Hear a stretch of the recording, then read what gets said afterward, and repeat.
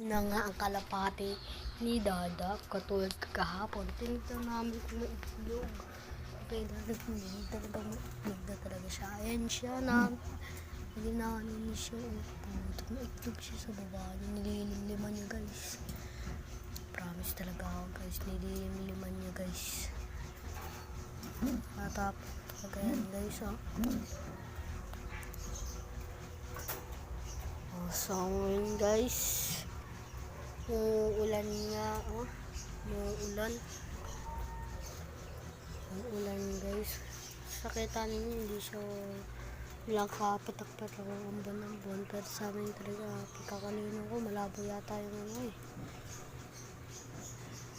maambon talaga siya guys.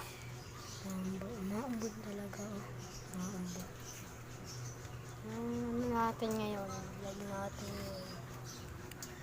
yan yung kanyang itlog. Madadagdagan na yung itlog ni Dada. Meron na naman siya bago kalapate.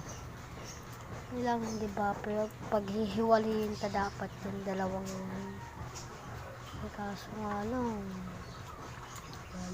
wala kasi kapaper tong isa, hindi natin mahati.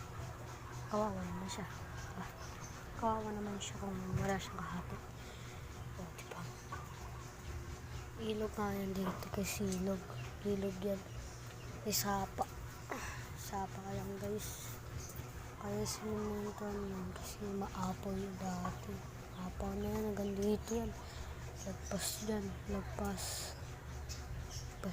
Ito nga yung pagkain ng kalapate. Kantina lang Ako wala akong kalapate. Nagbablog lang ako sa kalapate ni Dada.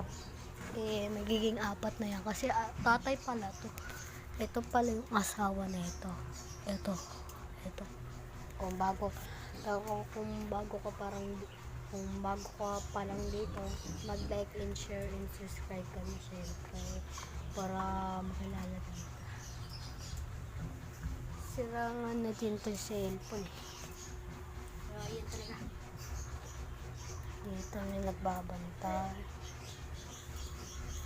Ayan pala yung tatay. Ito yung nanay. Sana ulang itlog na sila. Papakita ko yung itlog. Papakita sa inyo itlog.